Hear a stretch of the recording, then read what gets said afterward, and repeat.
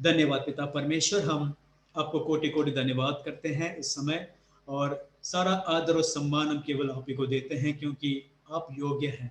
सारे सृष्टि का मालिक जो आप हैं, सारे सृष्टि करता आप हैं, और आप ही ने हैं जो हम लोगों को बनाया है अपने हाथों से पिता परमेश्वर, अपने स्वरूप में, अपने समानता में। और अब इस नए जो व्यवस्था है उसमें आपने हम सारे लोगों को अपना एक लौता पुत्र यीशु मसीह के जो स्वरूप है उसमें बनाया है, यीशु मसीहा में अपने हम लोगों को बनाया है। धन्यवाद करते हैं इस नए सृष्टि बनाने के लिए, और सारी पुरानी बातों को हटाकर नई बातें हमारे जीवन में स्थापित करने के लिए धन्यवाद। और पिता परमेश्वर, जब भी हम आपके वचन पढ़ते हैं उसमें हम देखते हैं कि सारी नई बातें जो आपने हम लोगों के लिए कर रखी है, बना रखी है पिता परमेश्वर, कि जितने हम उसे देखते हैं उतना हम नई बातों का अनुभव ले पाते हैं। इसलिए धन्यवाद पिता परमेश्वर, और इस कारण हम मांगते हैं कि हम सारे सुन रहे हैं, हमारी आत्मिक कान खुल जाए, हमारे मन जो है वो पवित्र आत्मा के द्वारा ज्योतिर्मय हो, और हम जो है आपके वचन को समझ पाए पिता परमेश्वर। क्योंकि जब आपका वचन का समझ मिलता है तो किसी भी वचन को खो नहीं सकते पिता। आपका वचन को हम अपने जीवन में कार्य में ला सकते हैं, इसलिए समझ हम मांगते हैं, उसे प्रदान करने के लिए धन्यवाद पिता परमेश्वर। सारी बातों को हम आपके हाथों में सौंपते हुए आगे बढ़ते हैं। सभा को, समय को, लोग जो जुड़ रहे हैं सभी को हम आपके हाथों में सौंपते आगे बढ़ते हैं। सभी के जीवन में आपका आशीष और अनुग्रह बरसते रहे। धन्यवाद करते हैं प्रार्थना करते हुए यीशु मसीह के प्यारे नाम से, आमीन आमीन आमीन। प्रिय आज जो है हम जो पिछले हफ्ते जो हमने शिक्षण प्राप्त किए थे इसके विषय में, प्रभु बोध जो है, जिसके विषय में कई सारे लोगों के मन में प्रश्न है, कुछ सवाल है, लेते हैं रविवार जाकर सभा में जो है, जब भी जाते हैं तो पासवान जैसे कहते हैं वैसे उसमें भाग ले लेते हैं। और वचन जो है सही बताया भी गया कि प्रभु यीशु ने कहा मेरे स्मरण में ये किया करो, है ना। तो कुछ लोग इसमें भाग लेते हुए, जो रोटी और जो दाखरस है उसमें भाग लेते हुए प्रभु यीशु को स्मरण कर लिया करते हैं। लेकिन उसके बाद हमारा जीवन कैसा है ये जानना महत्व है ना। क्योंकि अगर हमारा जीवन प्रभु भोज में भाग लेने के बाद, उसमें भाग लेते हुए अगर हमारा जीवन संसार के समान, सांसारिक जीवन के अनुसार ही है, तो हमने एक उचित रीति से प्रभु भोज में भाग नहीं लिए। प्रभु यही हमें चिता रहे हैं अपने वचनों में कि तुम्हें एक उचित रीति से इसमें भाग लेना है। कहने का मतलब है कि तुम मेरे स्मरण में किया तो करते हो, लेकिन क्या स्मरण करना है? उस क्रूस की ओर देखो, मुझे, मेरे शरीर, टूटा हुआ जो शरीर है उसे देखो, क्योंकि ये शरीर जो टूट चुका है तुम्हारे कारण टूट चुका है। तुम्हारे कारण प्रभु यीशु जो है घायल हुए, तुम्हारे कारण प्रभु यीशु को कुचल दिया गया था। इस बात को स्मरण करना है, ताकि इसे हम जब हर रोज स्मरण करते हैं, हमारा जीवन में एक प्रभु का भय है ना, वो आ जाएगा, जिसके द्वारा हम अपना चाल चलन ऐसे हमारा बदल जाएगा, जैसा वचन में लिखा है, जैसे प्रभु हमसे चाह वैसे हम अपना जीवन बिता सकते हैं। नहीं तो क्या होगा कि हम जी रहे हैं, प्रभु को स्मरण करते हुए जी रहे हैं, प्रभु को याद करते हुए जी रहे हैं, लेकिन हमारा जीवन जो है एकदम संसार के समान, वैसे नहीं होना चाहिए। और दूसरी जो बात है, यहाँ पर हमें ये भी देखना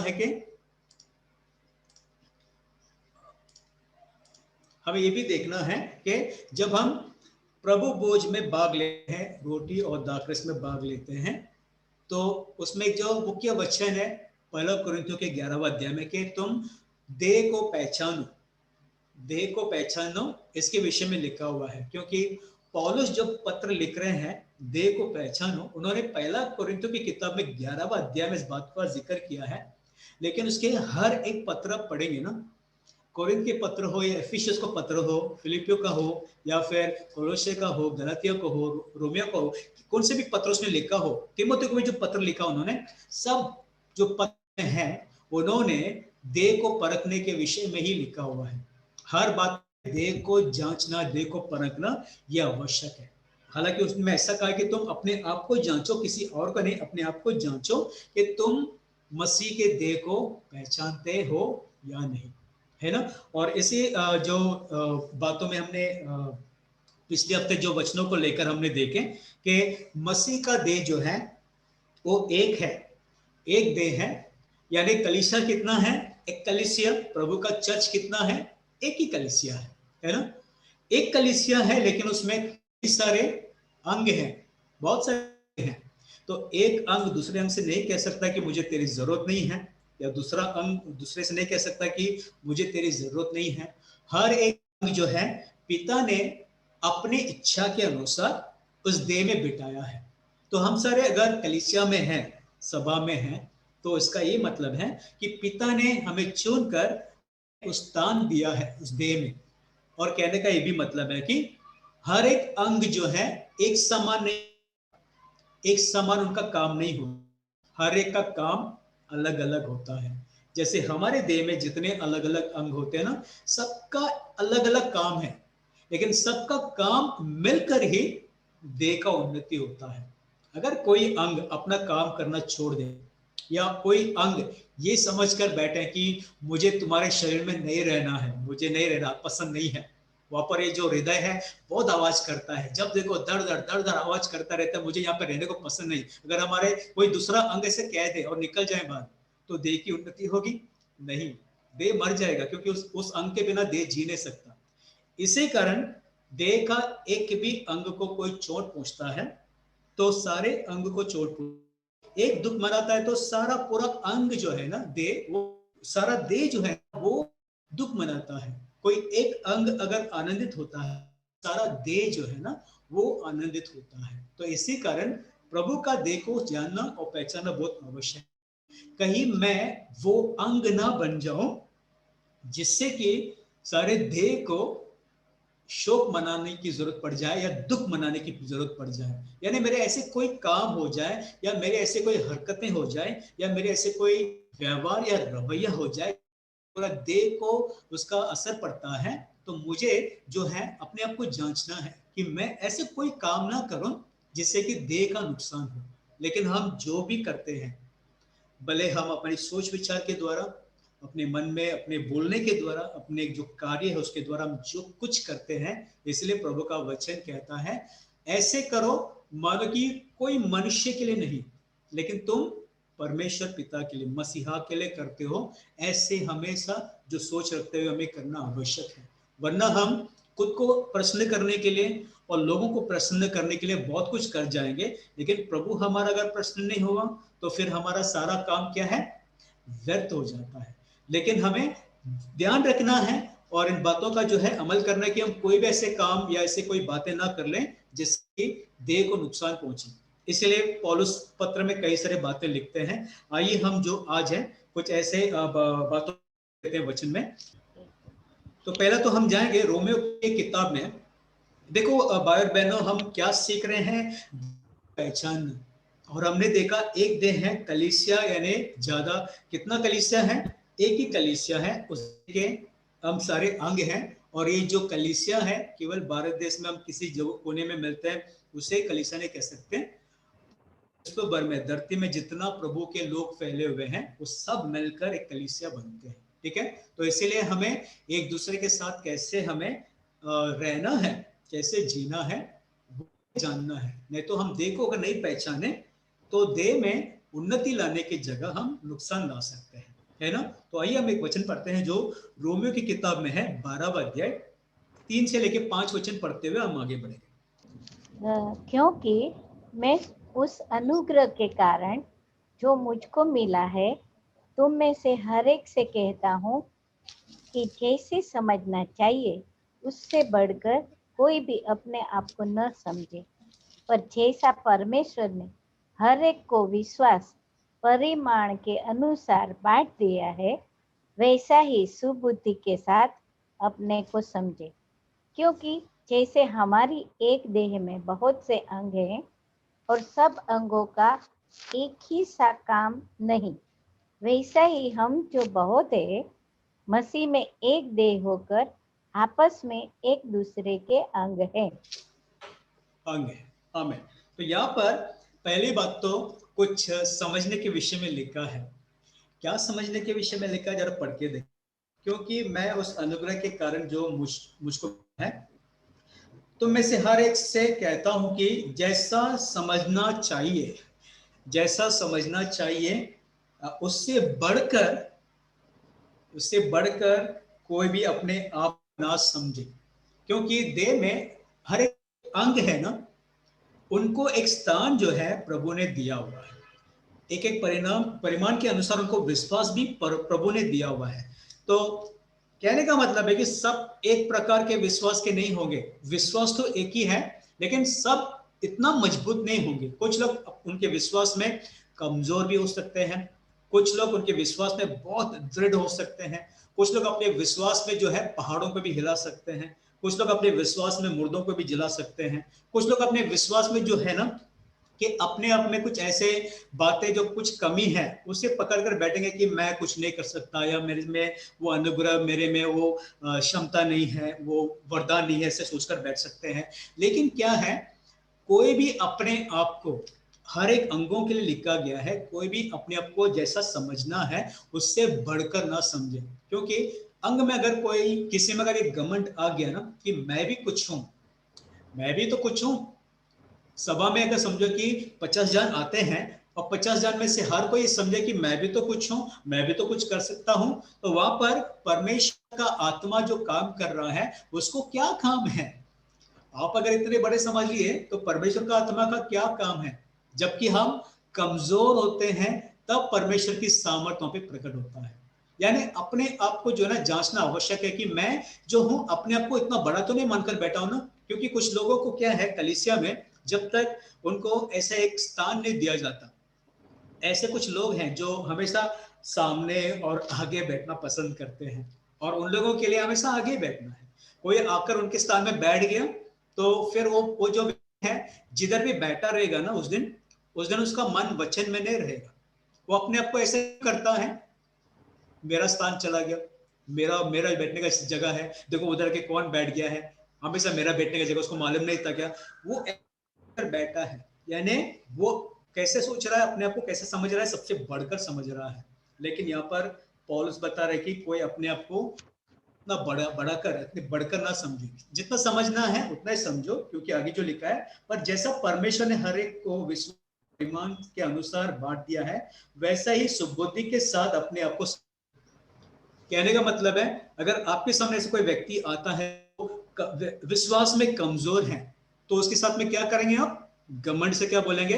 ये क्या अभी तक तू से विश्वासी है, इतने साल से कलीसिया में आता है, वचन नहीं पढ़ता क्या, प्रार्थना नहीं करता क्या? तो इसको हम लोग क्या कोसने लग जाते हैं, कुछ बोलने लग जाते हैं, कि उसको इतना नीचा कर देते हैं कि वो व्यक्ति विश्वास में कमजोर है और डगमगाने लग जाता है। हालांकि हमारा काम क्या है, हमारे शब्दों के द्वारा उसका उन्नति हो, हम जो है जो करते हैं उससे उसका उन्नति हो।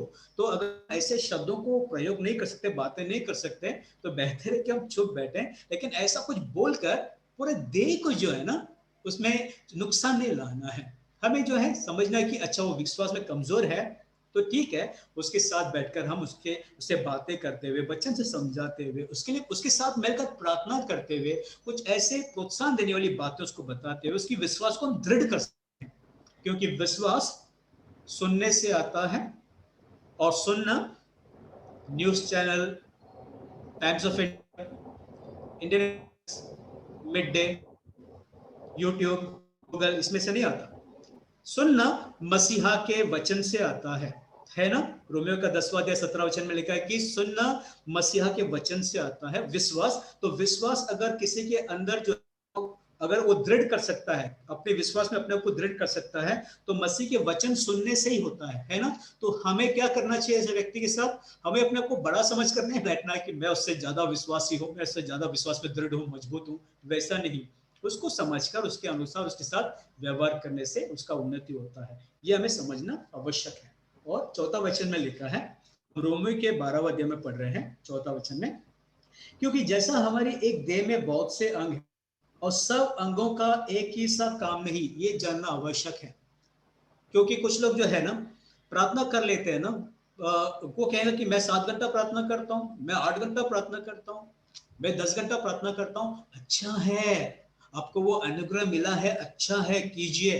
लेकिन जो प्रार्थना में अभी भी कमजोर है, उसे कोसने का क्या मतलब है? उसको उसको कुछ बोल देना कि अरे तू तो अभी इतना साल हो गया, प्रार्थना भी करने नहीं आता, क्या प्रार्थना करता है? ऐसा थोड़ी प्रार्थना करता है, ये प्रार्थना करने का तरीका है, ऐसा कोई प्रार्थना करता है? अगर हम उसको ऐसा बोल देंगे, तो जो व्यक्ति प्रार्थना कर भी रहा है ना, थोड़ा सा भी वो अपना प्रार्थना करना ही छोड़ देगा, यानी उसकी उन्नति नहीं हो रही है। देखो, पर हम अपने घमंड को प्रकट कर रहे हैं, या फिर हम आपको इतना बड़ा मानकर या समझकर बैठे ना कि हमें सब कुछ आता है, वो नहीं करना है। आप प्रार्थना में दृढ़ हो, अच्छा है। आप चंगाई करने में दृढ़ हो, अब वचन देने में दृढ़ हो, अच्छा है। आपको जो वरदान मिला है उसे आप कार्य में लाते हो, अच्छा है। लेकिन ये जानकर कि सब अंगों का एक सा काम नहीं, सबको अलग अलग काम प्रभु ने दिया है, उसको जानकर पहचान कर उसके साथ में मिलजुल कर काम करना ये आवश्यक है। भले हो सकता है कि कोई जो है उसमें ऐसा वरदान दिया कि लोगों का मदद करे, ठीक है, तो वो अगर वो लोगों का मदद करता है तो उसको अगर कोई पूछेंगे ना, अरे तू लोगों का ऐसा मदद करते फिरेगा तो फिर वो कहाँ सुधरेगा, उसके साथ क्या होगा, इस तरह वो उसको बोल देंगे। हम प्रभु का दिया हुआ वरदान को हम तुच्छ मान रहे हैं ना, उसके भीतर जो वरदान प्रभु ने दिया है उसे हम तुच्छ ठहरा रहे हैं, लेकिन वो नहीं करना है, उसे मजबूत करना कि अच्छा है कि प्रभु का ये अनुग्रह आपके ऊपर है, ये वरदान आपके द्वारा कार्य कर रहा है, इसे और कार्य में लाना है, ऐसे उनको हमें प्रोत्साहन देना आवश्यक है। भाई बहनों, दोबारा दोबारा मैं आपसे यही कहना चाहूंगा कि हम प्रभु की देह को पहचानने के विषय में सीख रहे हैं, और प्रभु का देह में हम सारे अंग हैं, हमें नहीं, पूरे कलीसिया के जितने से लोग हैं ना, सारे अंग है ना, सबका एक साथ काम नहीं है, लेकिन सबके साथ ही मिलकर काम करना है, सबके साथ मिलकर काम करना है। ये बात को कई सारे लोग जो है ठीक से समझ नहीं पाते हैं, क्योंकि सबके साथ मिलकर नहीं होता। भाई सबके साथ कैसे कर सकते हैं हम लोग, कैसा है इसका मालूम है कैसे, हम अगर हम किसी की निंदा करने लगे, किसी को तुच्छ मानना लग जाएंगे, किसी की बुराई करने लग जाएंगे, तो हम उस व्यक्ति के साथ मिलकर कभी काम नहीं करेंगे। लेकिन हम ये जानना है कि हम सब एक ही अंग में है, एक ही देह में है ना, तो मिलकर काम करना आवश्यक है, तो किसी की निंदा ना हो जाए, इसमें ध्यान रखना आवश्यक है। और 5वें वचन में ऐसा लिखा है, वैसे ही हम जो बहुत हैं एक देह होकर आपस में एक दूसरे के अंग हैं, तो अब हम जो हैं एक दूसरे के अंग होते हुए हम पूरा मिलकर ही प्रभु का देह बनते हैं। एक कलीसिया, चर्च, कलीसिया जिसे कहते हैं, है ना, एक देह है, एक कलीसिया है, बहुत सारे अंग हैं, बहुत सारे अंगों का, सब अंगों का एक सा काम नहीं है, तो क्या करना आवश्यक है, हमें अपने आप को बड़ा समझ करने बैठना है। इन वचनों में अभी तक हमने ये सीखा, तो देह को जानने में, देह को परखने में जो बातें हैं, इसमें ये ध्यान रखने वाली बात है, ठीक है। अब जो आगे का वचन है, हम 6 से लेकर उसी अध्याय में 12 अध्याय में, रोमियो की किताब में 12 अध्याय 6 से लेकर जो 8 वचन है, 6 से लेकर 8 उसे पढ़ लेते हैं, फिर आगे बढ़ेंगे। जबकि उस अनुग्रह के अनुसार जो हमें दिया गया है, हमें भिन्न भिन्न वरदान मिले हैं। तो जिसको भविष्यवाणी का दान मिला हो, वह विश्वास के परिमाण के अनुसार भविष्यवाणी करे। यदि सेवा करने का दान मिला हो, तो सेवा में लगा रहे।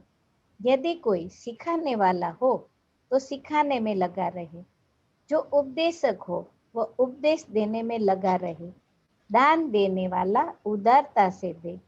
जो अगुवाई करे, वह उत्साही से करे, और जो दया करे, वह हर्ष से करे।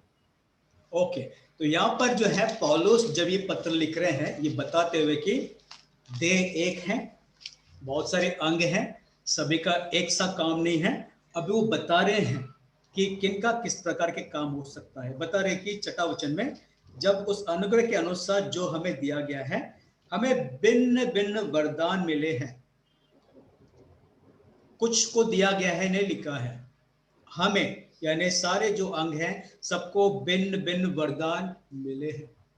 अगर आप में से किसी को शक है, कुछ संदेह है, मुझे भी कोई वरदान मिला है क्या मैं आपसे कहना चाहता हूं, सबको प्रभु ने वरदान दिए हैं, क्योंकि आप देह के अंग हो ना, और देह के हर एक अंगों को अलग अलग काम दिए ना, तो आपको भी प्रभु ने एक वरदान दिए हैं।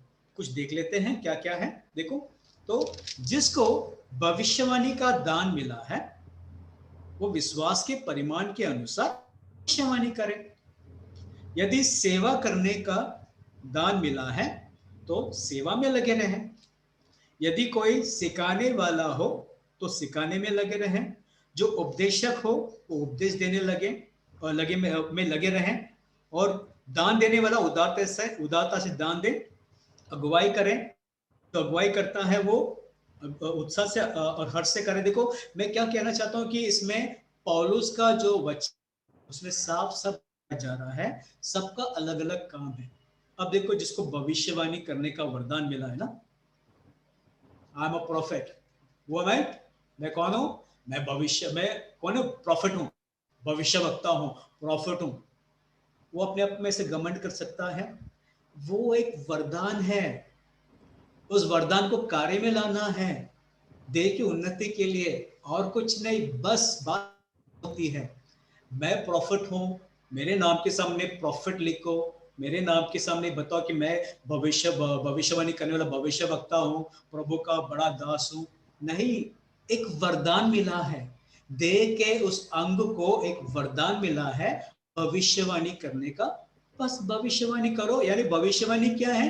अपने मन की बातें बताना नहीं, पिता ने बताया लोगों को बताने के लिए, हमने अपने मुंह खोलकर प्रभु का वचन दे दिए, लोगों को पिता ने दे दिए, यही भविष्यवाणी है। इसके विपरीत हम ये कुछ मन की बातों को लेकर वर्णन करते हुए बताना भविष्यवाणी नहीं है। और भविष्यवाणी परमेश्वर अपने राज्य की बातों को लेकर बताते हैं, आपके संसारिक बातों को नहीं। ये बात को समझना आवश्यक है, संसार में आप कैसे जीने का है इसके विषय में नहीं, राज्य की बातें, यानी आप राज्य के निवासी होते हुए आपको क्या करना है, आगे आपको क्या करना है, इन बातों को वो पिता बताते हैं। और भविष्य वक्ता का काम क्या है? इस भविष्यवाणी करना, लोगों के ऊपर करना है, बस अपने को बड़ा मन करने बैठना है। और दूसरा क्या है? जो दान दे, जो सेवा करने का है, सेवा करने का दान मिला है। मैं प्रभु का सेवक हूं, प्रभु का सेवक, I am a servant of God, I am a servant of God. बड़ाई करने के लिए नहीं दिए गए हैं, सेवा करने के लिए। कोई वरदान, सेवा करो, बात खत्म, वही। और दूसरा जो सिखाने वाला हो, I get revelation, I get revelation, मुझे प्रकाशन, मुझे जो है प्रकटीकरण मिलता है, प्रभु मुझे आकर बताते हैं, मुझे बड़ा बड़ा प्रकाशन मिला है, प्रकटीकरण मिला है। ये कहने के लिए, अपने को बड़ा करने के लिए नहीं। आपको जो है सिखाने वाला प्रभु ने इसलिए बनाया, वरदान दिया है, ताकि आप सिखा सकें राज्य की बातों को, परमेश्वर के राज्य की बातों को। और जैसा प्रभु ने कहा कि पवित्र आत्मा जब आएगा तो जो जो बातें मैं जो तुम्हें सिखा चुका हूं उसे स्मरण दिलाएगा। यानी पवित्र आत्मा में बताता है कि क्या सिखाना है। तो हमारे मुंह से निकलने वाले शब्द हैं हमारी बड़ी बुद्धि का नहीं है, परमेश्वर का बताता है, वो सिखाना है, जिससे कि देह का उन्नति हो। ये ध्यान में रखते हुए, वो भी आई गेट रेवलेशन, मुझे ये मिलता है वो मिलता है, ये नहीं करना है, अपनी बड़ाई नहीं करना है। प्रभु का वचन जो आपको मिला है वो दीजिए, सिखाने के लिए आए हैं ना, सिखाइए, प्रभु का होने दीजिए। ओके। और आगे जो है उपदेश देने वाला उपदेश दें, दान देने वाला, मैं दान देने वाला कुछ दान देते हैं। प्रभु ने कहा जो बयां देता है दाहिने को पता ना चले, टूर इनफ होके जब आप दान देते हैं। लेकिन जब कुछ ऐसे लोग आ जाते हैं, जब ये कुछ भी लोगों के लिए किए ना, गवाही देंगे, उन लोगों की गवाही होती है कि मैंने ऐसा किया, मैंने वैसा किया, मैंने उन लोगों के लिए ऐसा कर दिया, मैंने उन लोगों के लिए ये कर दिया, वो कर दिया। तो वो भी व्यक्ति जो है ना, इतना करके भी अपनी बड़ाई करता है, ये भी जानना आवश्यक है। क्योंकि ऐसे जब भी जो बड़ाई करता है ना, एक बात याद रखिए प्रिय भाई बहनों, जो व्यक्ति अपनी बड़ाई करता है ना, वो मसीह का उन्नति कर ही नहीं सकता, क्योंकि उसमें किसी का उन्नति नहीं होता है। सामने सुनने वाला क्या कहेगा? वो इतना मूर्ख नहीं है। सामने सुनने वाला क्या कहेगा?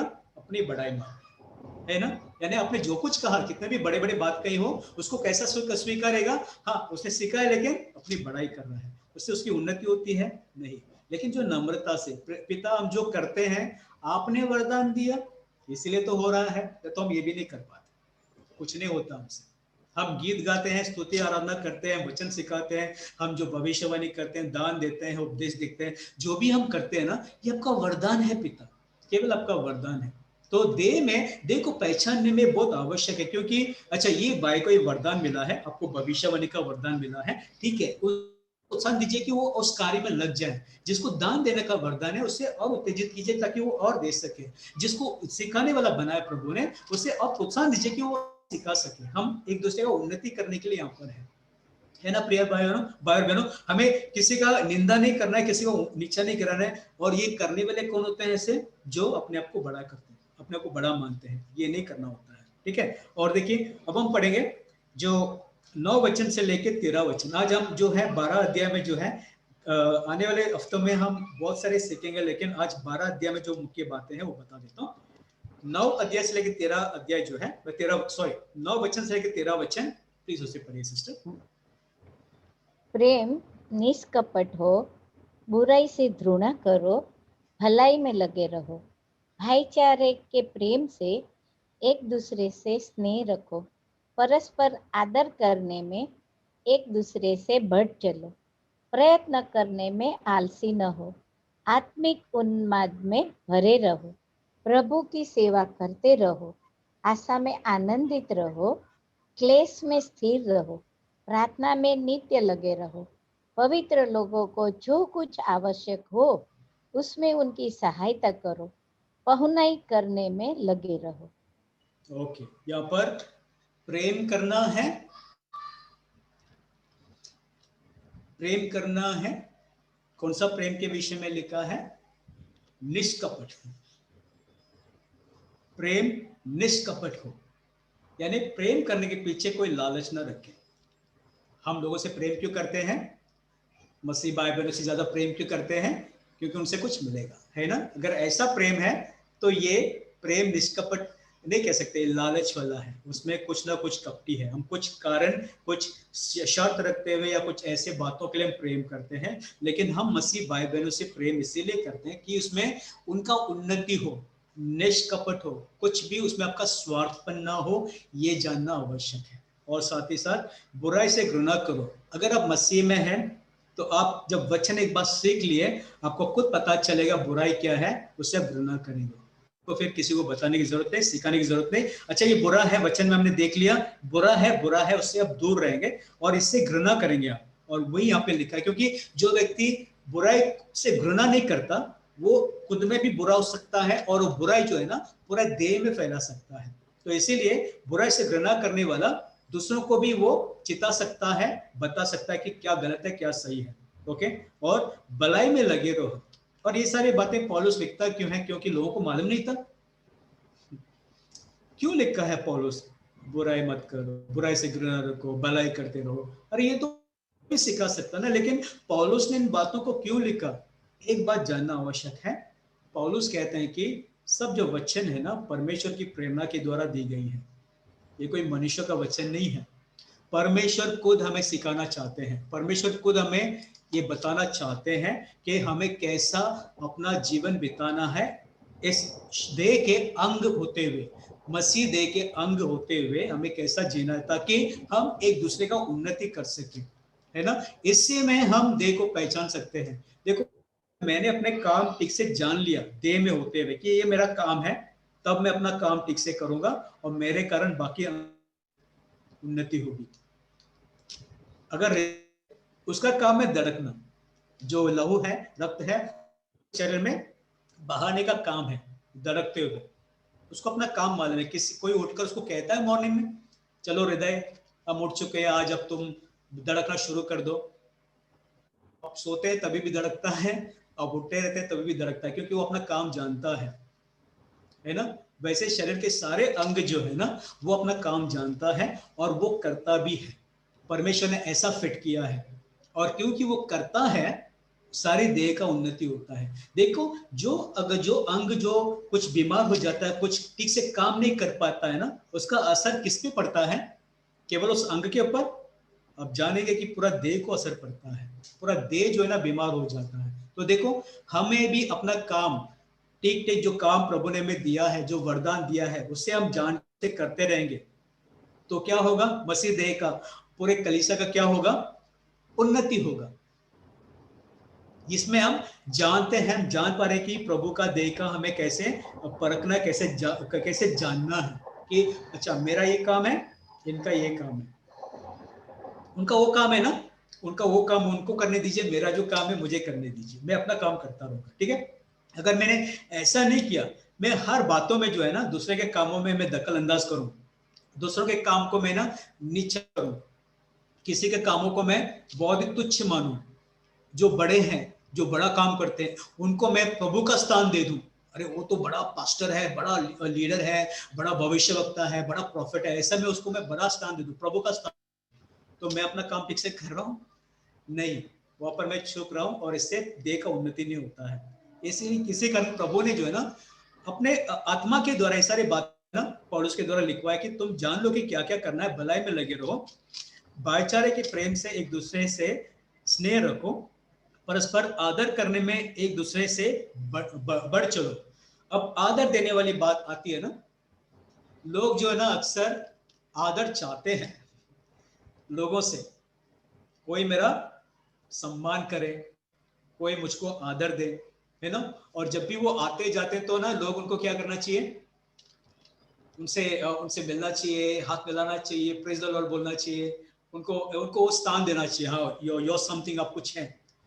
जिस दिन कोई इसको देखा नहीं या फिर प्रेज द लॉर्ड नहीं कहा या गुड मॉर्निंग नहीं कहा, मालूम है व्यक्ति कैसा सोचता है कि कलीसिया के लोग हैं ना सब ऐसे ही हैं, तो कलीसिया के लोग हैं ना सब अपने आप को बड़े बड़े ऐसे समझेंगे वैसे समझेंगे, मुझे तो आज किसने प्रेज द लॉर्ड भी नहीं कहा, मुझे तो किसने भी जो है ना हालेलुया भी नहीं कहा, मुझे गुड मॉर्निंग भी नहीं कहा।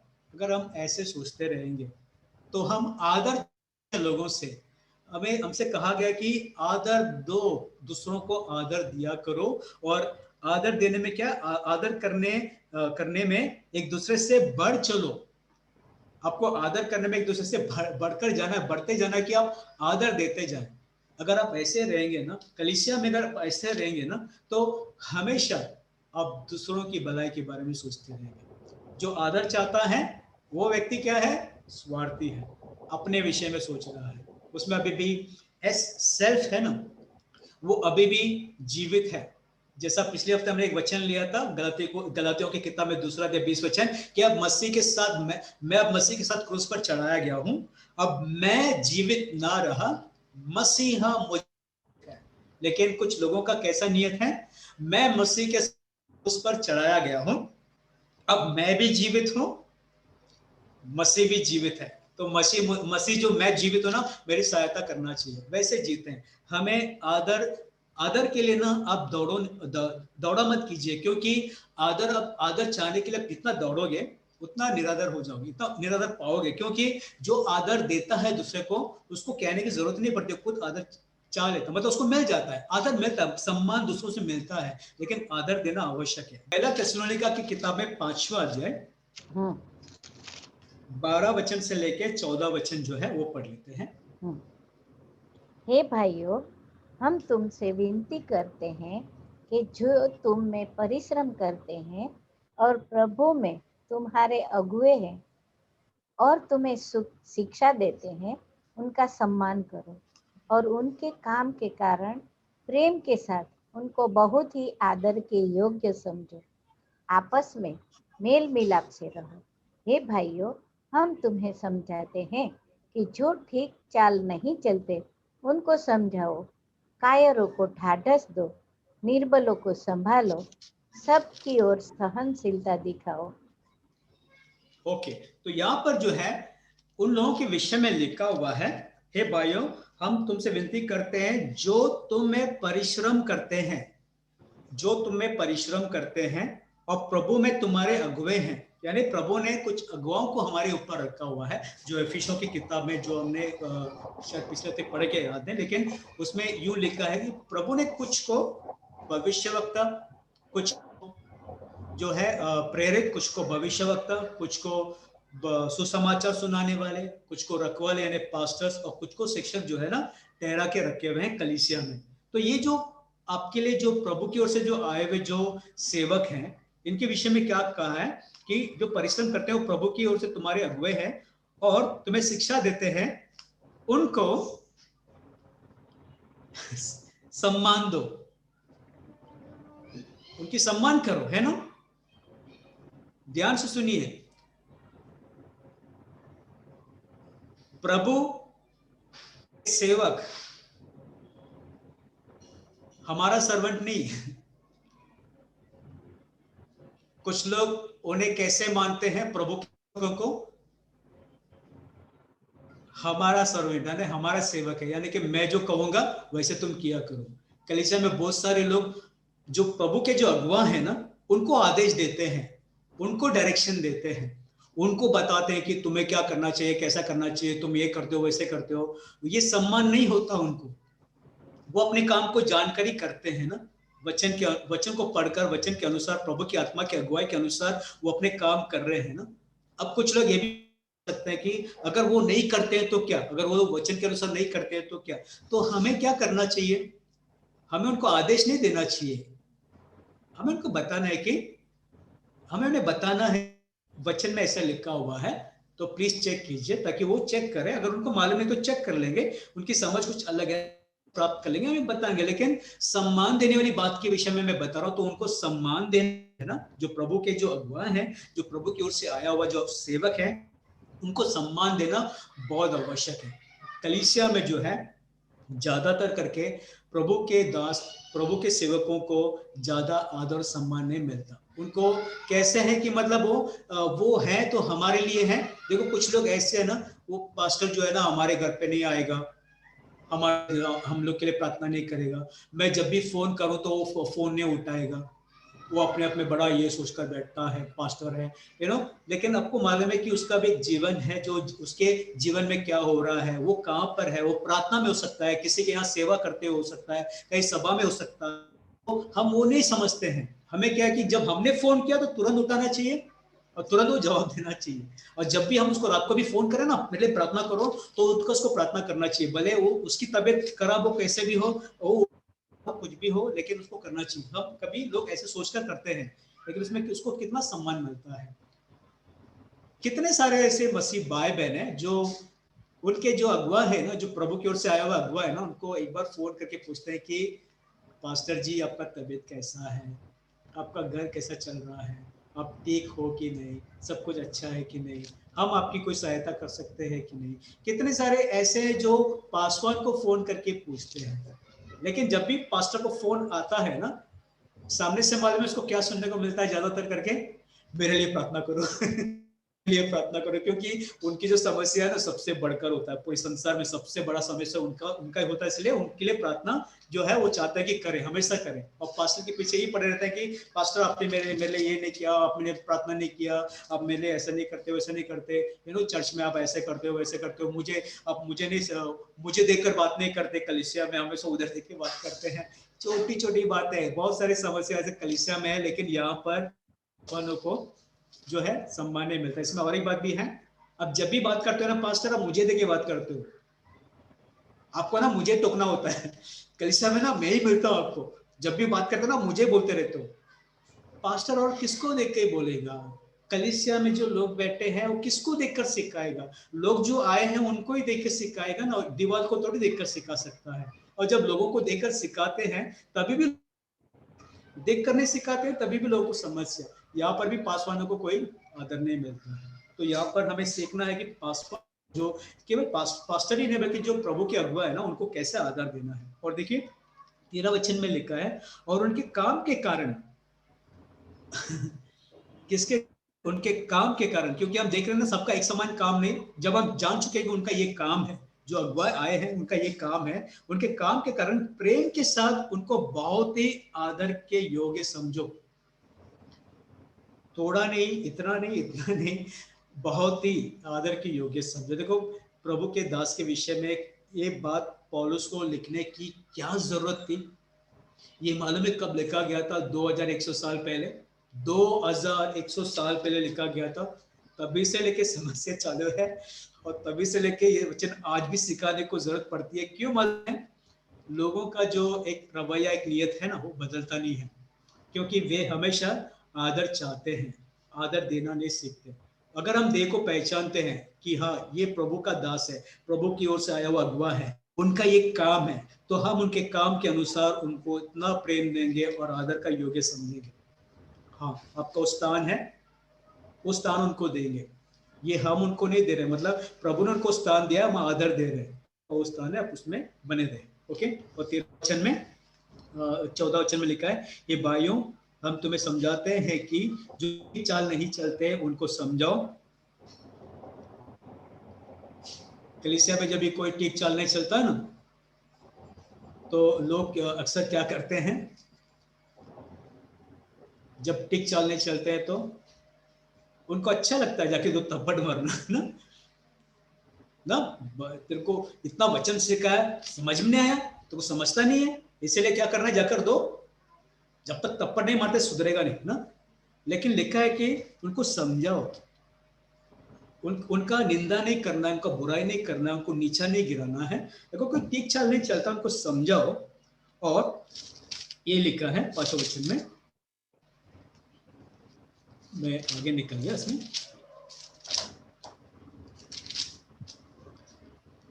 कायरों को ढाढ़स दो, यानी अगर कायर करके लिखा है, स्वीट बंद कर दो। कलीसिया सकता है, कुछ लोग जो है ना, कुछ डरने वाले भी हो सकते हैं, कायर भी हो सकते हैं ना। इसमें लिखा है ना, कायरों को ढाढ़स दो, यानी कि कुछ लोग कायर भी हो सकते हैं, तो उनको जाकर कितना निंदा करना है, डरपोक करता है, प्रभु है मालूम नहीं, प्रभु हृदय में है मालूम नहीं, उनसे ऐसे बात करने से उसका डर निकल जाएगा। उन्हें उन्हें क्या करना, उनकी ढाढ़स, उनको ढाढ़स दो, उनको हिम्मत दो, वचन के द्वारा सिखाते हुए उनको, इनके लिए प्रार्थना, उनके साथ प्रार्थना करते हुए उनको हिम्मत दो, उन्हें नीचा नहीं गिराना है। और निर्बलों को संभालो, यानी निर्बल लोग भी होंगे। देखो कलीसिया के विषय में लिखा है ना, अंगों के विषय में, उसमें कैसे कैसे लोग हैं, कुछ कायर भी हैं, कुछ निर्बल भी हैं, कुछ टिक टिक भी नहीं चलते। हम अंगों के विषय में सीख रहे हैं ना, कि हमें देह को पहचानना है। तो देह को पहचानते हुए हमें पता चलता है कि ऐसे हैं, तो उनके साथ क्या करना है हमें। अगर ऐसे टिक टिक नहीं चलते तो उनके साथ में क्या करना है, उन्हें समझाओ। जो कायर हैं उनको आप ढाढ़स दो, जो निर्बल है उन्हें आप, जो उन्हें समझाओ, उन्हें सिखाओ, है ना। जो भी इसमें लिखा है, निर्बलों को संभालो, आपको संभालने का काम दिया है, सबकी ओर सहनशीलता दिखाओ। ये वचन पढ़ते हुए थोड़ा रुक जाता हूँ और एक सवाल पूछता हूँ। सहनशीलता दिखाना है ना, किसकी ओर, सहनशीलता दिखाना है किसकी ओर, सबकी ओर। जितने अंग है ना, जितने अंग हैं देह में, मसीह देह में, सबकी ओर सहनशीलता दिखाना है। अगर अगर हम अपनी आपे में नहीं रहेंगे, हम अपने आपे में खो देंगे, यानी कि हम कंट्रोल में नहीं हैं, हम भी अपने टेम्पर को लूज कर देते हैं, अपनी धीरज को खो देते हैं, तो हम दूसरे का उन्नति कैसे कर सकते हैं। घर में ही देखिए, अगर जब आप जो परिवार में 3 या 4 या 5 जन भी हो, उसमें से एक व्यक्ति अपना धीरज खो बैठता है, पेशेंस खो बैठता है, बार बार गुस्सा करना, क्रोध करना, वो क्या उस परिवार का उन्नति कर सकता है? परिवार साथ में मिलकर आगे बढ़ सकता है? क्योंकि उस व्यक्ति का वहां पर रहना, बाकी जो लोग हैं ना, उन लोगों के लिए ऐसा है कि अरे काश इसमें कुछ सहनशीलता होता, कुछ धीरज होता है ना, ताकि वो प्रेम दिखा सकता, हमारी उन्नति कर सकता, वो लोग ऐसे सोचेंगे। लेकिन कोई ऐसे बार बार ऐसा देश में आकर, गुस्से में आकर ऐसे कुछ व्यवहार करता है, तो परिवार में क्या होता है, अशांत माहौल, शांति नहीं रहता है। फिर हम कहेंगे कि प्रभु ने कहा कि मैं संसार के समान नहीं, मैं अपनी शांति तुम्हें दिए जा रहा हूं। शांति होते हुए फिर हमारे जीवन में ऐसा क्यों होता है? सवाल आता है ना कि प्रभु का शांति है, फिर भी हमारे घर में ऐसा क्यों होता है, वैसा क्यों होता है? भैया, मेरे प्रिय भाई और बहनों, प्रभु ने अपनी शांति दे दिया है। शांति का दाता, शांति का राजकुमार आपके भीतर ही है, लेकिन आपको सहनशीलता दिखाना है ना। यहाँ तो लिखा कि सबकी ओर सहनशीलता तुम दिखाओ, वो करके देखो। आप प्रभु का शांति का अनुभव, एहसास भी करेंगे, खुद ही शांत नहीं रहेंगे, दूसरों को भी शांत करा। क्योंकि जो व्यक्ति खुद में शांत नहीं है ना, वो दूसरों को क्या सिखा सकता है? खुद में सहनशीलता नहीं है, वो दूसरों को क्या सिखा सकता है ना। फिर वो जितना गड़बड़ी खुद में है, दूसरे में भी लेकर आएगा। इसीलिए हमें सबकी ओर सहनशीलता दिखाना बहुत आवश्यक है।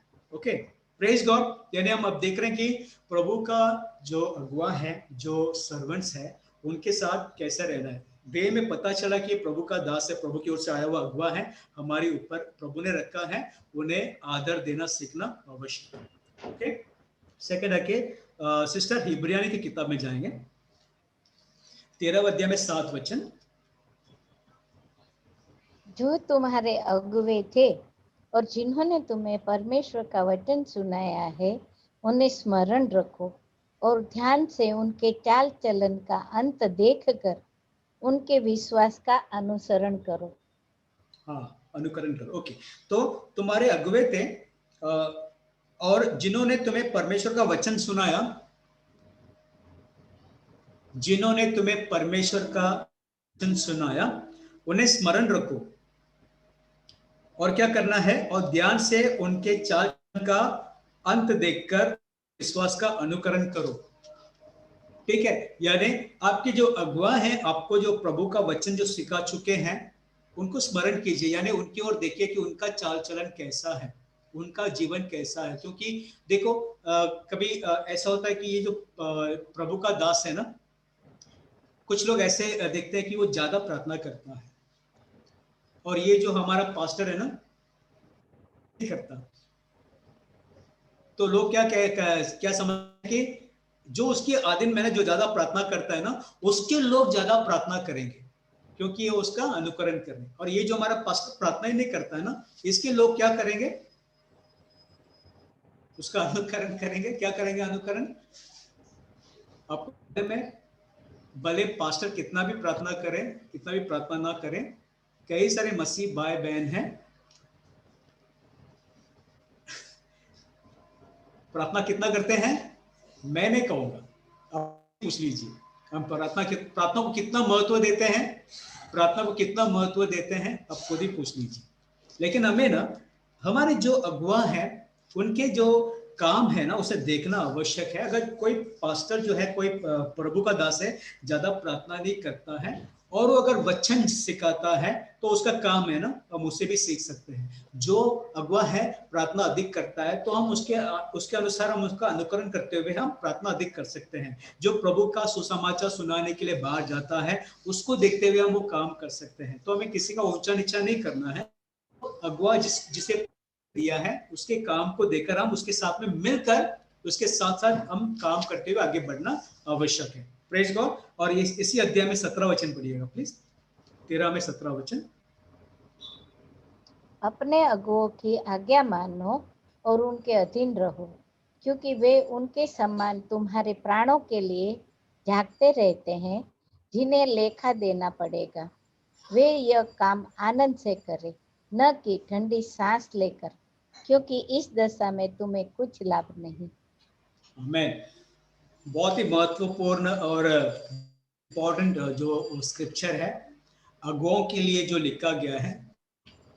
परमेश्वर का जो दास जो आपके लिए दिया गया है, जो अगुआ है, उनकी आज्ञा मानो और उनके अधीन रहो।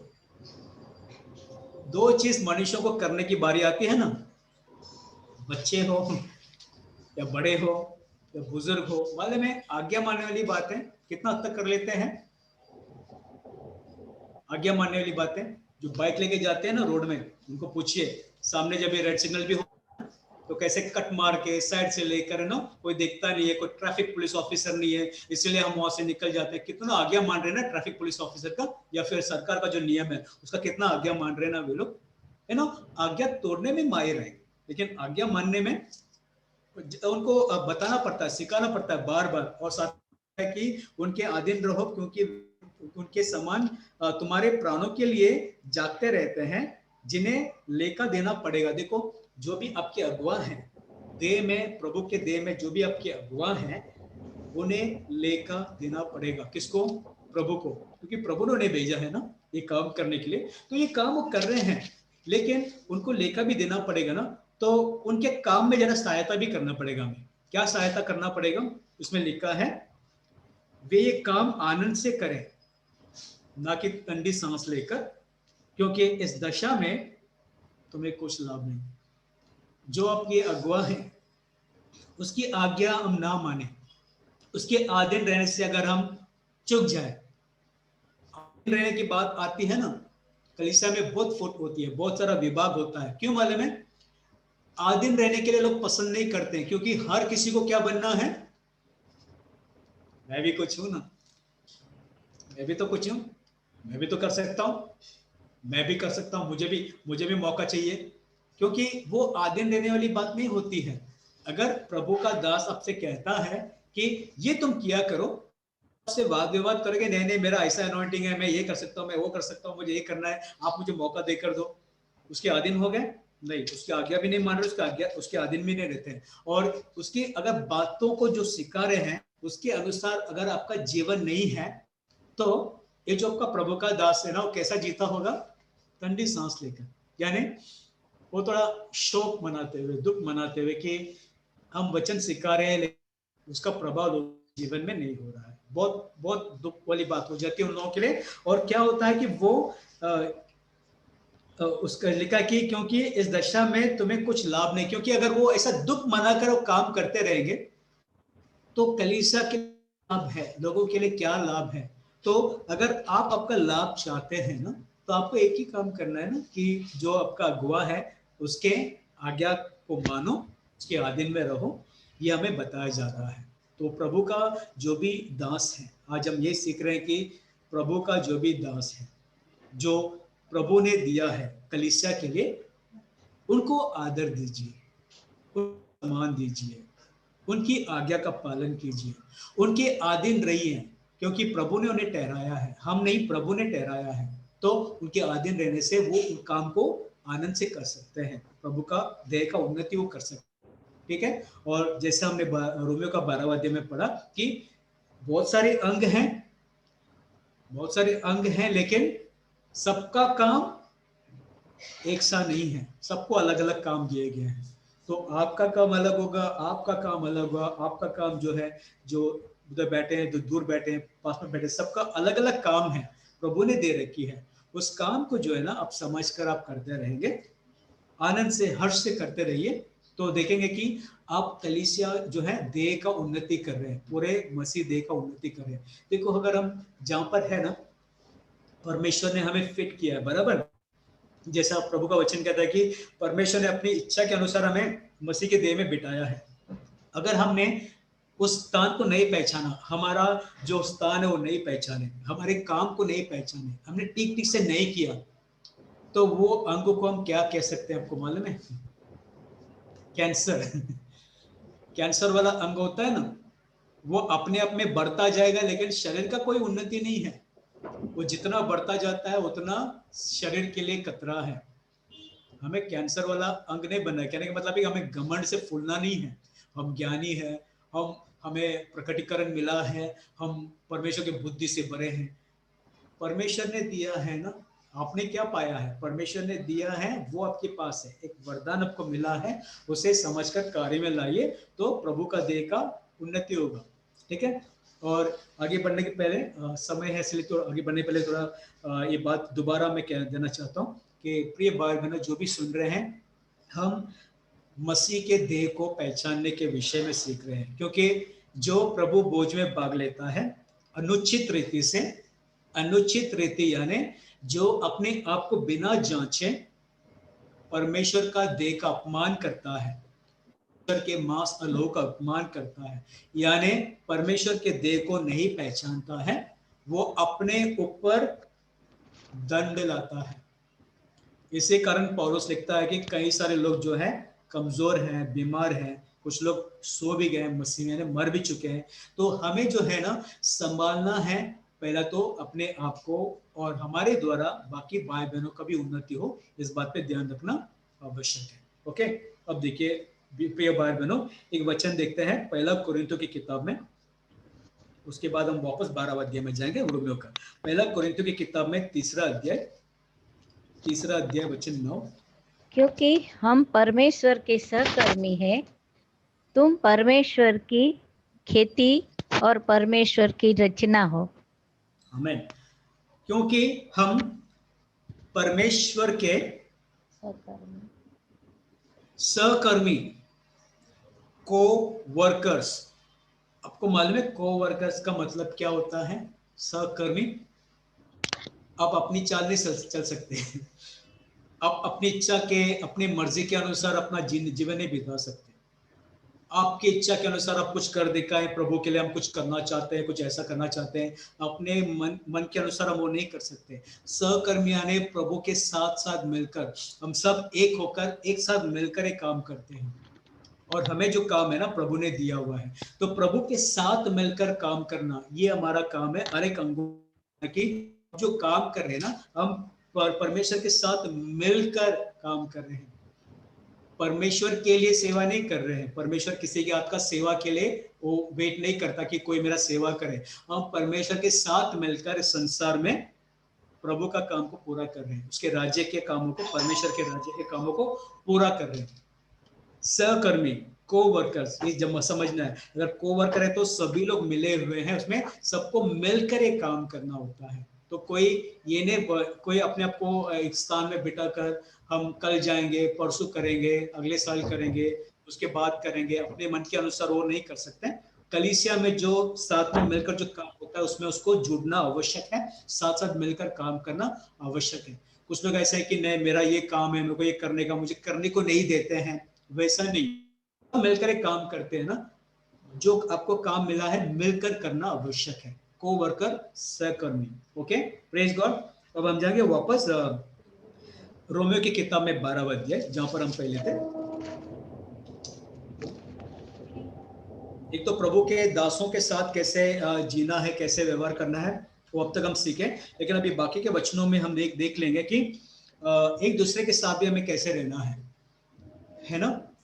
अगर देह को पहचान है तो हमें एक दूसरे को जानना भी आवश्यक है, उसके साथ में कैसा रहना वो भी आवश्यक है ना। एक उदाहरण दे देता हूँ। पहला, एक घर में अगर 5 जन है, पिता है, माता है, बड़ी बेटी है, एक बेटा है और एक छोटी बच्ची है, जन है, ठीक है। पत्नी जो है ना वो क्या समझेगी, मेरा पति है और 3 बच्चे हैं, जान लिए। ओके, पति जो है ना वो क्या कहेगा, मेरी पत्नी है और 3 बच्चे हैं, जान लिया। बड़ी लड़की क्या कहेगी, मेरे माता पिता हैं और मेरा एक छोटा भाई है, छोटी बहन है, ठीक है। परिवार को जान रहे हैं, क्या इतना ही काफी है?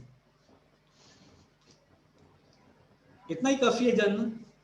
पति अगर अपना जिम्मेदारी नहीं निभाता हो तो, पति कह रहा है कि मेरा पति है, मेरे बच्चे हैं, बस वो उतना जान लिया, लेकिन अगर वो अपनी जिम्मेदारी को नहीं निभाता हो तो कुछ मतलब है।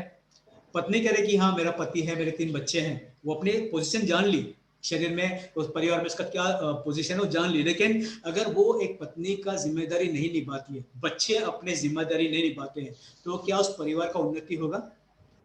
से हम लोगों में जितने सारे लोग हैं ना, प्रभु के देह में जितने सारे हम लोग हैं ना, सबका अलग अलग एक जिम्मेदारी है। प्रिय भाई बहनों, अपनी जिम्मेदारी उठाओ, अपनी जिम्मेदारी को निभाओ, अपनी जिम्मेदारी पूरा करो। केवल ये कहना आवश्यक नहीं कि मैं एक विश्वासी हूँ, मैं बिलीवर हूँ, कई साल से बिलीवर हूँ, मैं चर्च जाता हूँ, मैं बाइबल पढ़ता हूँ, मैं प्रार्थना करता हूँ, मैं उपवास करता हूँ।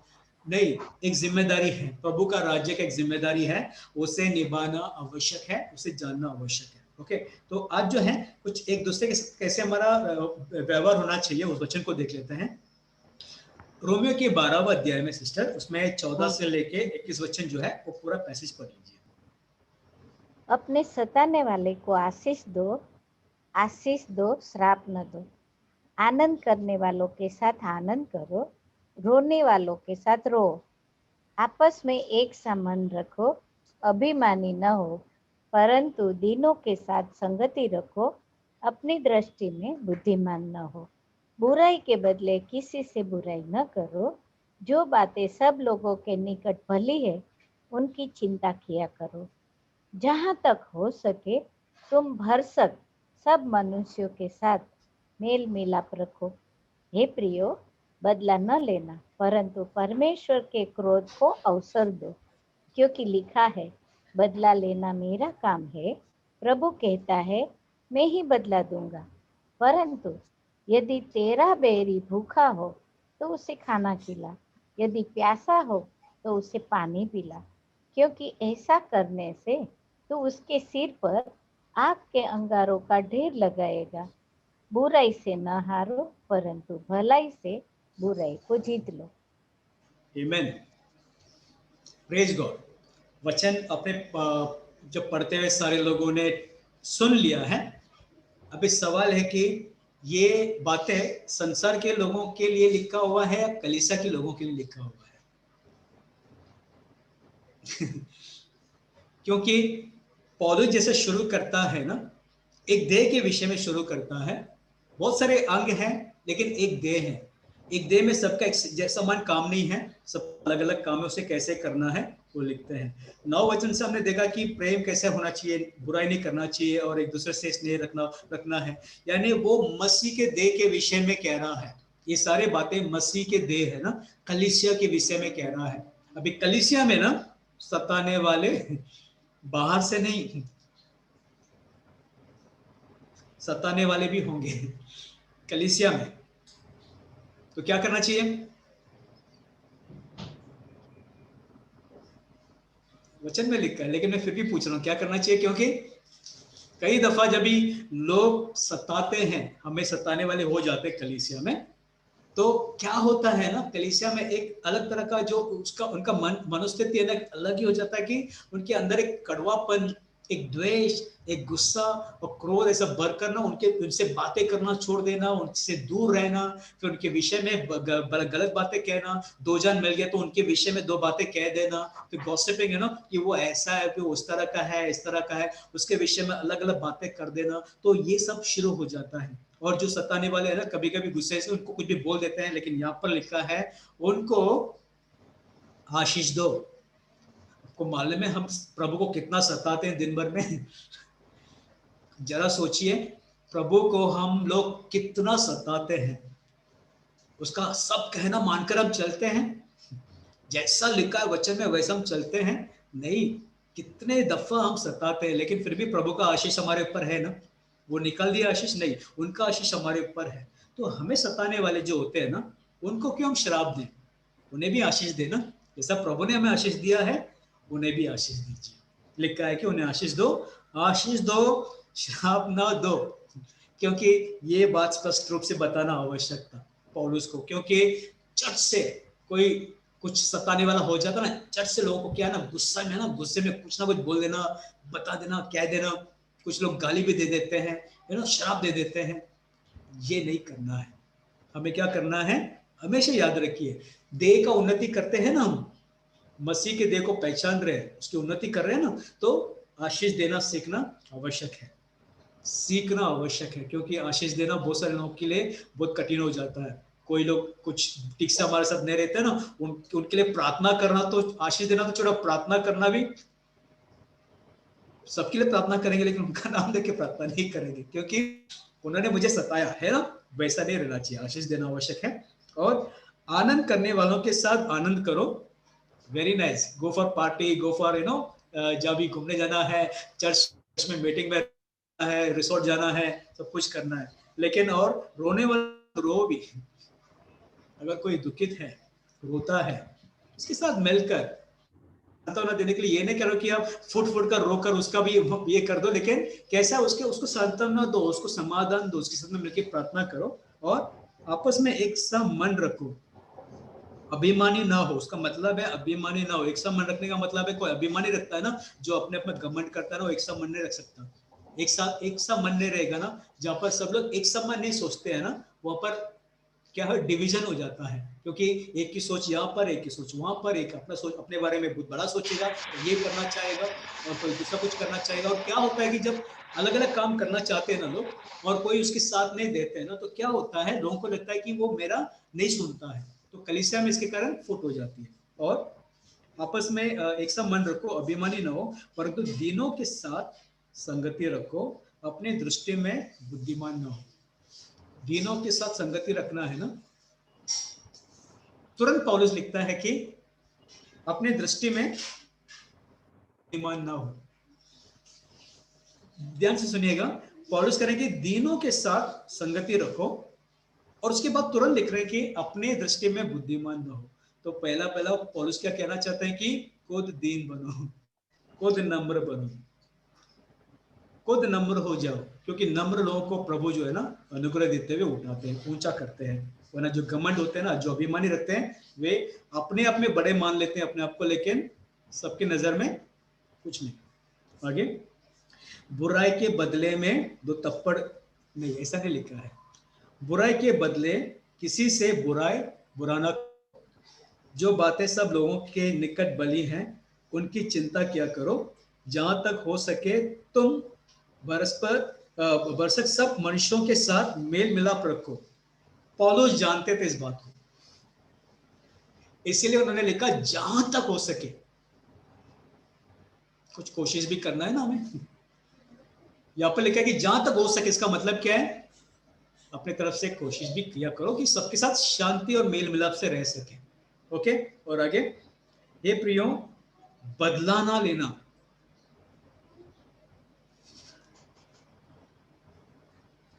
बदला ना लेना।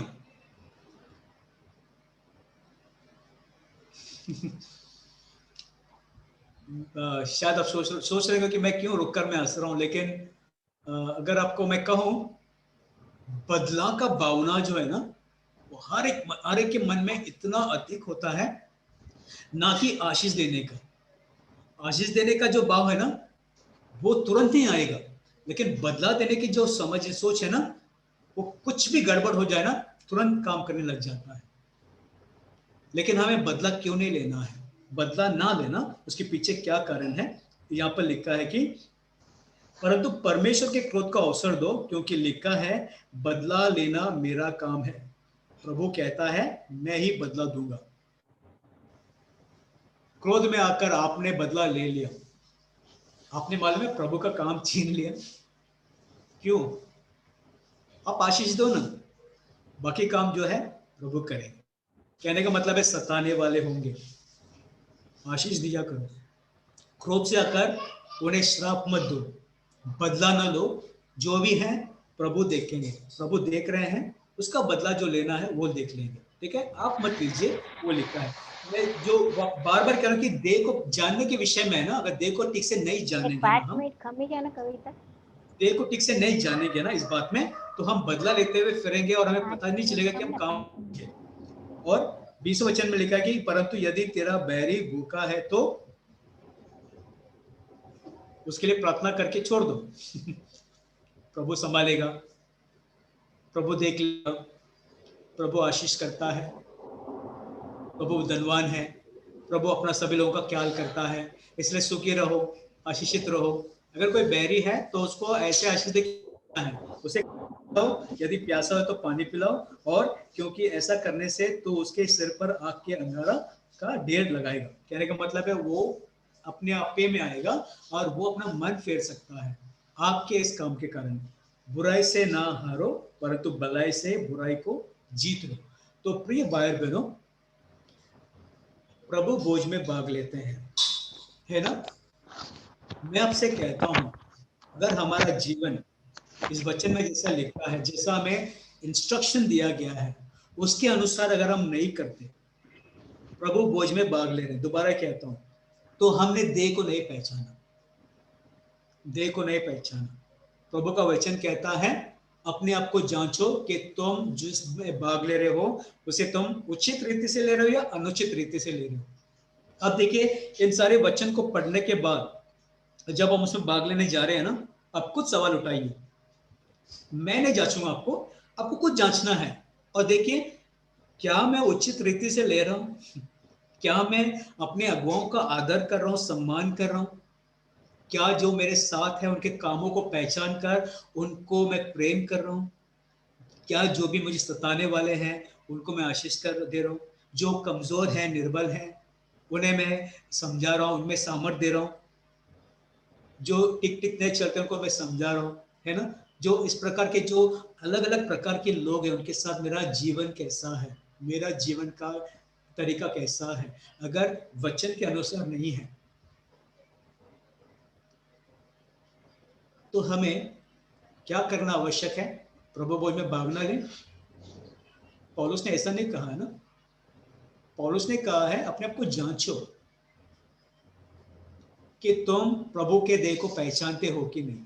अगर आपने इन सारे वचन के अनुसार पहचान लिया और आप देख रहे कि आप में वो बातों में अब भी सिद्ध नहीं है, यानी आप अभी भी क्रोध करते हैं, अभी भी शराब दे देते हैं, अभी भी आप गुस्सा करते हैं, अभी भी आप मतलब आदर नहीं देते, सम्मान नहीं देते हैं, एक दूसरे को समझते नहीं है, पहचानते नहीं है, तो प्रभु से प्रार्थना करते हुए अनुग्रह मांगिए कि प्रभु मुझे इस क्षेत्र में जो है, मुझे मुझे अनुग्रह दीजिए, ताकि मैं उसको पार करते हुए मैं आगे बढ़ सकूं, आपके कार्य में मैं आगे बढ़ सकूं, जिससे कि आपका दे, मसीह दे, जो कलीसिया है उसका उन्नति हो सके, हर एक अंगों का उन्नति हो सके, ये हमें मांगना है प्रार्थना के द्वारा। निश्चित रीति से जब हम उसमें भाग लेते हैं तो आप देखेंगे कि केवल आप ही नहीं, पूरी कलीसिया का उन्नति हो रहा है। और अगर हम जो भी करते हैं उसमें हमारा कोई भी उन्नति नहीं है, देखो कोई व्यापार जो बिजनेस करता है उसके लिए अगर मुनाफा नहीं है, प्रॉफिट नहीं है, क्या वो बिजनेस करेगा? सालों साल करते हुए प्रॉफिट ही नहीं है, बिना बिजनेस करेगा। जो काम पे जा रहा है, काम करता करता रहता है लेकिन उसको पगार नहीं मिलता, वेतन नहीं मिलता, तो काम करेगा?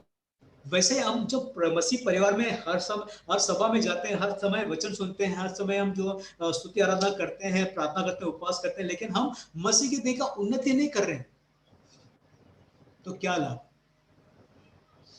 द्वारा जो है ना, हर एक का उन्नति होना चाहिए। ये प्रार्थना में लगे रहिए, क्योंकि हमने जो कोलोसे की किताब में जो प्रार्थना जो शुरुआत के पहले जो किए थे, यही प्रार्थना है कि हम जो है ना, मसीह को जो पहचानते हुए हमारे जो चाल चलन है, मसीह को बाएं, परमेश्वर को बाएं, और जो है हम फलदायक हो, फल लेकर आए, जिससे कि हम मसीह को पहचान सके। फल जो है हर भला काम के लिए हमारे जीवन में हो, फल जो है हर भला काम के लिए हो, वैसे हमें जीना आवश्यक है। तो प्रिय भाई बहनों, जो है सभा में अब जो सीख चुके हैं, मसीह परिवार में होते हुए, मसीह के देह में होते हुए हमें कैसे पहचान, मसीह के देह को पहचानना है, कैसे आगे बढ़ना है, जो है प्रार्थना में इन वचनों को जो है दोबारा दोबारा पढ़ते हुए उसे और मांगे कि प्रकाशन दे और समझ दें, जिसके अनुसार आप एक दूसरे का उन्नति करने लग जाए। Praise God. आइए हम एक प्रार्थना कर लेते हैं। धन्यवाद पिता परमेश्वर, सच में आप महान परमेश्वर हो पिता, और आपने आपके वचन में लिखा है कि आदि से ही आपने हम लोगों को चुन लिया है पिता। आदि से ही ठहरा है कि हम सारे लोग जो हैं आपका प्रिय पुत्र यीशु मसीहा में आपके पुत्र होंगे, आपके संतान होंगे। हम सारे लोगों को अपना संतान बनाने के लिए हम धन्यवाद करते हैं, जिसके कारण आपको अपना एकलौता पुत्र यीशु मसीहा का बलिदान देना हुआ। उन्हें अपने क्रूस पर जो है हमारे सारे दंड और क्रोध उन पर डाल दिए, ताकि उनके मृत्यु के द्वारा हम खुद पाप के लिए मर जाएं और धार्मिकता के लिए जिए पिता। और ये जो धार्मिकता का वचन जो आपने हमें दिया है, जितने वचन हमने पढ़ा है, ये आपकी धार्मिकता का वचन है पिता। हम करते हुए हम धर्मी नहीं बनते हैं, इन सारे वचन के अनुसार करते हुए हम धर्मी नहीं बनते हैं, क्योंकि आपने हमें धर्मी बनाया है। हम इस वचन के अनुसार हम चलते हैं, जी सकते हैं पिता। तो जो वचन का शिक्षण हमें मिला है पिता, वो उसकी समझ हमें मिले, उस वचन के अनुसार हम जी पाए पिता। और यदि हम किसी क्षेत्र में कमजोर हैं, किसी क्षेत्र में अभी भी दृढ़ नहीं है, संदेह कर रहे हैं, तो उस क्षेत्र में आप हमें अनुग्रह दीजिए पिता, ताकि हम जो अड़चन, जो भी ऐसे रुकावट आती है आगे बढ़ने में, उन बातों को पार करते हुए हम आगे बढ़ सके और एक एक दूसरे का उन्नति कर सके, पूरे देह का उन्नति कर सके पिता। आपने हमें चुन इस कार्य, और एक कार्य करते हुए केवल आपकी महिमा हो पिता। धन्यवाद करते हैं इस समय के लिए, और सारे जो भाई और बहन जो जुड़े हुए हैं उन सभी को आपने आशीषित किया है, हम धन्यवाद करते हैं। में केवल आपके नाम की महिमा हो, सारा आदर सम्मान आपको देते हुए ये प्रार्थना हम करते हैं आपका एकलौता पुत्र यीशु मसीह के प्यारे नाम से। आमीन, आमीन, आमीन।